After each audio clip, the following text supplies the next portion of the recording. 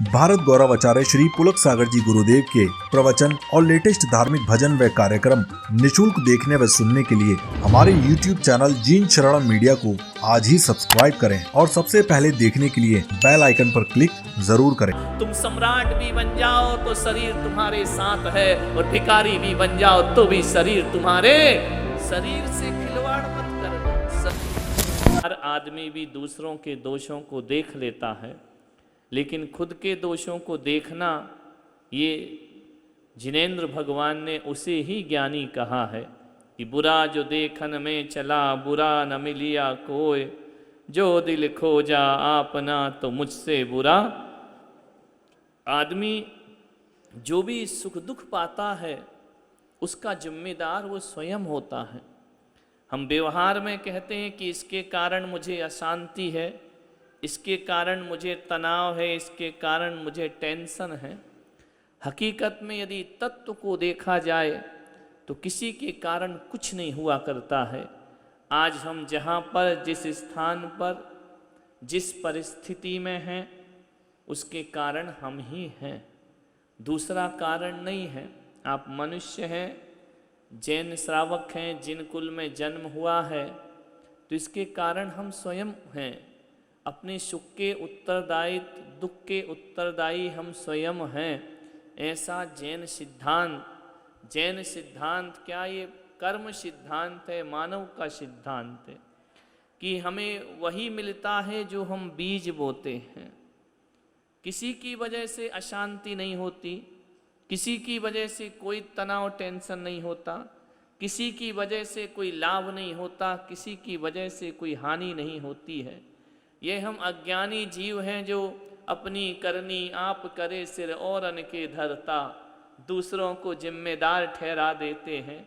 एक आदमी गुस्सा करता है, उससे पूछो गुस्सा क्यों करते हो, उसने दिलाया गुस्सा इसलिए किया।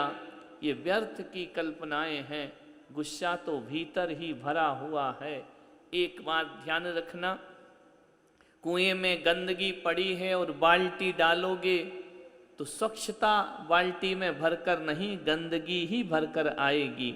हमारे भीतर से जो निकलता है, जो भावनाएं निकलती हैं, जो विचार हमारे भीतर में होते हैं, वही सामने व्यक्त हुआ करते हैं, वही सामने वाले के मन में आते हैं। आदमी सोचता है बहुत कुछ और अपने को अच्छा साबित करने में लगता है, जबकि ऐसा दुनिया में होता नहीं है। तो हमें आज श्रेयांसनाथ भगवान की पूजन करके अपने अवगुणों को देखने का प्रयास करना है। वो हमारा ऐसा करेगा, हम उसका ऐसा करेंगे। समय सार जैसे ग्रंथ में कुंद कुंद आचार्य कहते हैं, ये मिथ्या बुद्धि है, मैं इसका पहले कुछ था, वो आज है कल रहूँगा, ये मेरे थे मैं इनका हूँ। ये मिथ्या भ्रांतियाँ लेकर के ये जीव संसार में, जगत में भ्रमण करते रहता है। लास्ट में कुछ भी नहीं मिलता है। बड़े बड़े नास्तिकों को भी अंत समय जब आता है, दुखों का पहाड़ टूटता है, वेदनाएं पीड़ाएं आती हैं, मन अवसाद से भर जाता है, तब उसे कुछ नहीं दिखता। एक अंतिम समय भी उसे भगवान का ही नाम दिखाई देता है, ईश्वर का ही दर दिखाई दे। परिणामों से अजनबी अपना लगता है और अपने ही परिणामों से अपना चिर परिचित भी पराया लगने लगता है। संबंध बदल जाते हैं, समय बदल जाता है, स्थिति बदल जाती है। एक सा जीवन दुनिया में किसी का नहीं रहा करता है। सब दिन होत ना एक समान, कभी बहुत अच्छे दिन होते हैं, कभी बुरे दिन होते हैं। ये संसार का जीवन है और इसमें ही जीते जीते हम अपने जीवन की चंद सांसों को खत्म कर दिया करते हैं। एक बस जा रही थी, यही कह लो कि वापी से मुंबई की तरफ बस जा रही थी। एक सीनियर सिटीजन उसमें बैठा था, एक बुजुर्ग बैठा हुआ था। बस के कंडक्टर ने आवाज लगाई, ये किसी का बटुआ मिला है, किसी का पर्स मिला है, जिसका हो वह मुझसे प्राप्त कर ले। बुजुर्ग ने अपना जेब देखा, उसमें बटुआ गायब है। उसने कहा कि कंडक्टर साहब, हो सकता है कि ये पर्स मेरा हो, मुझे वापस लौटा दो। बस में बैठे सारे यात्री तो मौन थे, उनका नहीं था। कंडक्टर ने कहा कि देखो तुम्हारा है। तो उस बुजुर्ग ने कहा मुझे दिखा दो, ये बटुआ मेरा है। तो उसने पूछा दिखा दूंगा, चिंता मत करो, लेकिन दादाजी जरा ये तो बताओ, ये बटुआ तुम्हारा है, इसकी प्रमाणिकता क्या है? ये बताओ कि इस बटुए के अंदर क्या रखा हुआ है, तो हम मानेंगे कि ये बटुआ तुम्हारा है, ये पर्स तुम्हारा है। वरना झूठ बोल करके किसी दूसरे की संपदा को हम अर्जित नहीं कर सकते हैं। बूढ़े की आंख में आंसू आ गए। उसने कहा कि देखो मेरे इस बटुए में, मेरे इस पर्स में भगवान महावीर की एक फोटो रखी हुई है। उसने कहा, कंडक्टर ने, भगवान महावीर की फोटो तो कोई भी रख सकता है, इससे कैसे साबित होगा? कई जैन बैठे होंगे, उनके पर्स में भी भगवान महावीर की फोटो होगी, कैसे साबित करोगे कि ये तुम्हारा ही है? अब साबित कैसे करे भाई? उसने कहा उसमें 500 का नोट है। बोले सबके में होता है, अब कैसे साबित करे कि ये पर्स मेरा है? उसके पास कोई चीज नहीं थी। उसने कहा कि कंडक्टर साहब, देना हो तो दो, नहीं देना तो कोई बात नहीं है। आदमी आखिरी में हार जाता है। कंडक्टर ने कहा लेकिन फिर भी कुछ तो बताओ। बोले देखो, ये पर्स मेरा आज का नहीं है, ये पर्स मेरी जवानी का है। जब मैं जवान था, जब मैं कभी कॉलेज में पढ़ता था, कभी मैं शिक्षा प्राप्त करता था, तब मेरे पिता ने मुझे ये पर्स दिया था। और जब उन्होंने ये पर्स दिया तो पर्स के साथ साथ मेरे पिता ने मुझे भगवान महावीर की तस्वीर दी थी। वो फोटो आज भी मेरे पर्स में मौजूद है। तुम्हें मालूम है, उस समय भी बिल्कुल नास्तिक था, भगवान को मानता नहीं था, लेकिन पिता की जोर जबरदस्ती थी, मुझे पर्स में भगवान का फोटो रखना पड़ा। लेकिन मैं अपने पिता को बहुत प्यार करता था, अपने माता पिता का बहुत सम्मान करता था। एक दिन मेरे मन में आया कि माता पिता भी तो भगवान ही हुआ करते हैं, वह भी तो ईश्वर के समान होते हैं। मालूम है, पिता कितना भी दुर्जन हो, पिता कितना भी दुष्टता से परिपूर्ण हो, पिता कितना भी गलत रास्तों पर चलता हो, तो भी पुत्र का फर्ज होता है अपने पिता का सम्मान करे, उसे भगवान जैसा पूजा करे। मालूम है क्यों? क्योंकि एक पिता ही दुनिया में ऐसा होता है जो हमें प्राण दिया करता है, हमें संसार में लेकर आया करता है। उसका सम्मान भगवान से, माता पिता का सम्मान भगवान से बढ़कर होना चाहिए। मैंने अपने पिता को देखा, अपनी मां को देखा, मैंने कहा कि ये भी तो भगवान है। तो मालूम है मैंने क्या किया? अपने भगवान महावीर की फोटो के ऊपर उस पर्स में माता पिता की तस्वीर लगा दी कि ये ही मेरे लिए भगवान है। फिर उससे क्या हुआ? बोले फिर मेरे पिता ने मुझे पढ़ाया, स्कूल में भेजा, कॉलेज में भेजा। जब मैं जवान हो गया तो मुझे ऐसा लगा कि मैं भी तो बड़ा हैंडसम हूं, मैं भी तो बड़ा। मैंने अपनी जवानी की फोटो ली और पिता की फोटो के ऊपर लगा दी। पहले भगवान महावीर, फिर माता पिता, फिर खुद की तस्वीर लगा दी। मेरा धीरे धीरे पढ़ते पढ़ते पढ़ते पढ़ते एक लड़की से संपर्क हो गया, उससे मेरा प्यार हो गया, उससे मेरा लगाव हो गया। मुझे लगा कि नहीं, अब ये लड़की ही मेरे लिए सब कुछ है, इससे अच्छा दुनिया में कोई नहीं। मैंने अपने साथ साथ उस लड़की की फोटो भी उस पर्स में लगा दी। बूढ़ा किन दिनों को याद कर रहा है। धीरे धीरे मेरा उस लड़की से विवाह हो गया, मुझे एक पुत्र की प्राप्ति हुई। उस समय ऐसा लगा कि नहीं, बेटे से अच्छा दुनिया में कोई और नहीं हुआ करता है। दुनिया की सारी संपदाएं एक तरफ, दुनिया की सारी खूबसूरती एक तरफ, संतान का सुख एक तरफ हुआ करता है। मैंने अपने पति पत्नी की फोटो के ऊपर अपने लड़के की फोटो लगा दी। फिर क्या हुआ? एक दिन ऐसा हुआ मेरे पिता की मृत्यु हो गई, कुछ दिन बाद मेरी मां की मृत्यु हो गई, और एक लंबी बीमारी से मेरी पत्नी का भी देहांत हो गया। बटुआ इतना भर गया तस्वीरों से कि अब उसमें जगह नहीं बची। अब कैसे फोटो पर फोटो लगाए। मैंने एक दिन सोचा तो अपने महावीर भगवान की फोटो निकाली और एक संदूक में रख दी, माता पिता की फोटो निकाली, संदूक में डाल दी। मैंने धीरे धीरे सब फोटोआं निकाल दी। बचा मेरे पास एक पुत्र, उसे मैं बहुत प्यार करता था, बड़े नाजों से मैंने पाला, बड़े प्रेम से उसे पाला, उसके सब नखरे उठाए, पढ़ लिख करके बड़ा हो गया, शादी कर ली। एक दिन उसने फ्लैट ले लिया और मुझसे अलग जाकर के रहने लगा। जब मैं अलग जाकर रहने लगा, उस दिन मुझे जीवन में इतना दुख हुआ कि शायद मेरे माता पिता की मृत्यु पर भी मुझे इतना दुख नहीं हुआ होगा, पत्नी की मृत्यु पर इतना दुख नहीं हुआ जितना बेटा छोड़ करके गया तब मुझे दुख हुआ।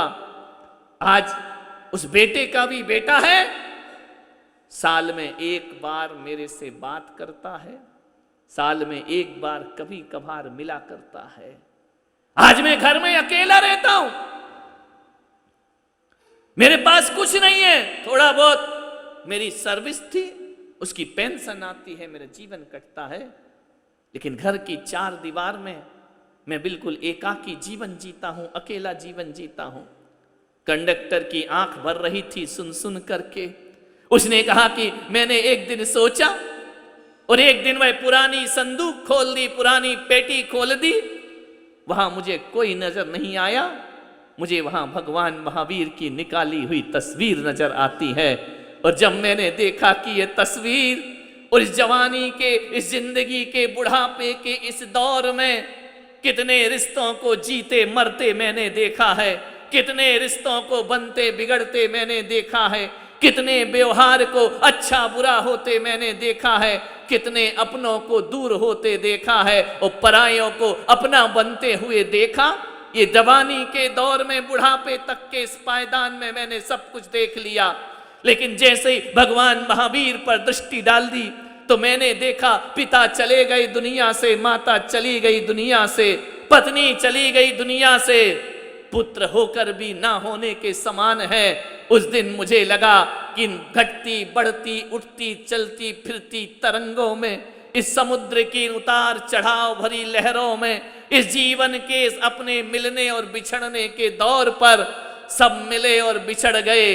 केवल एक ही चीज मेरे साथ पहले भी थी, वो आज भी है, मेरे भगवान महावीर की तस्वीर, उसमें कोई परिवर्तन नहीं आया। ईश्वर ने मेरा साथ नहीं छोड़ा।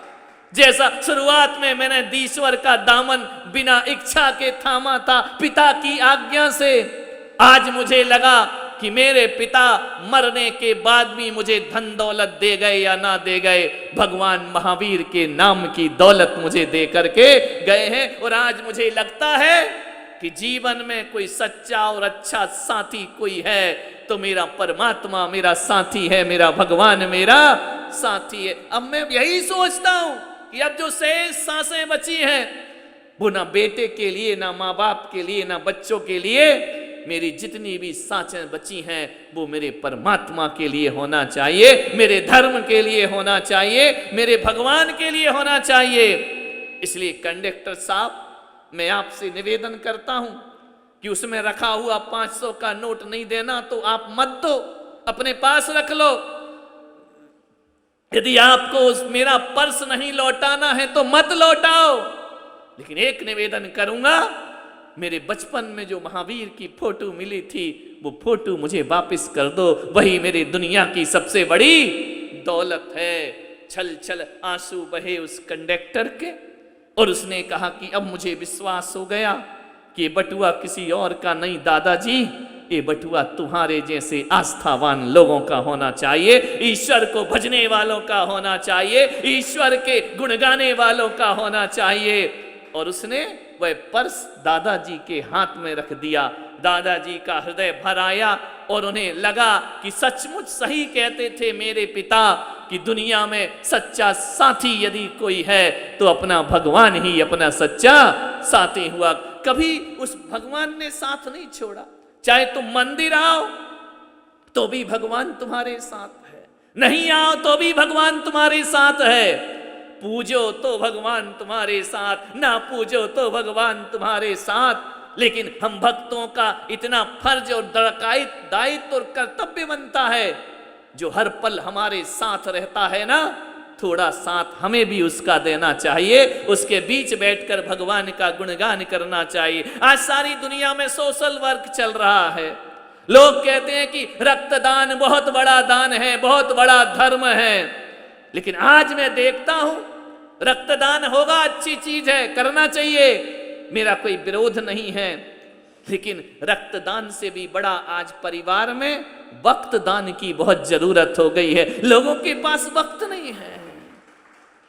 क्या मतलब है अपने खून लेकर के दूसरे के में डाल दिया, ना उसके पास चैन है ना हमारे पास चैन है।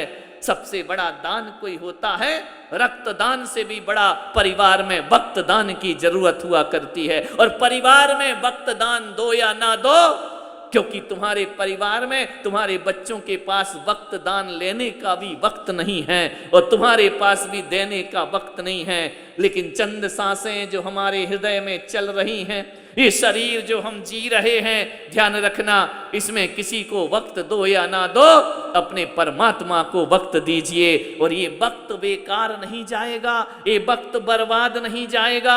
जन्म जन्म में कोई साथ रहे या ना रहे, जिस परमात्मा को वक्त दिया है, हर जन्म में वो हमारे साथ रहा करता है। ध्यान रख, दो ही चीज ध्यान रखना जीवन में, एक सूत्र दे रहा हूं, दो चीज का बहुत ध्यान रखो। सबसे पहले अपने शरीर का ध्यान रखो। 24 घंटे कौन है हमारे साथ? रिश्तेदार, भाई बंधु, नौकर चाकर। 24 घंटे कौन है? सोते जागते उठते बैठते खाते पीते नहाते धोते आते जाते, कुछ भी करो, होश में बेहोश में, सुख में दुख में, आशा में निराशा में, कौन है हमारे साथ 24 घंटे? हमारा शरीर हमारे साथ हुआ करता है। सारे लोग बदल जाएंगे, शरीर हमारे साथ साथ रहेगा। तुम सम्राट भी बन जाओ तो शरीर तुम्हारे साथ है, और भिखारी भी बन जाओ तो भी शरीर तुम्हारे। शरीर से खिलवाड़ मत करना, शरीर को बहुत संभाल करके रखना, क्योंकि जिस दिन शरीर गड़बड़ हो गया ना, उस दिन सब रिश्ते नाते बेकार हो जाया करते हैं। और पलंग पर पड़े रहोगे, लोग चाहे अनचाहे तुम्हारे मरने का इंतजार करते रहेंगे।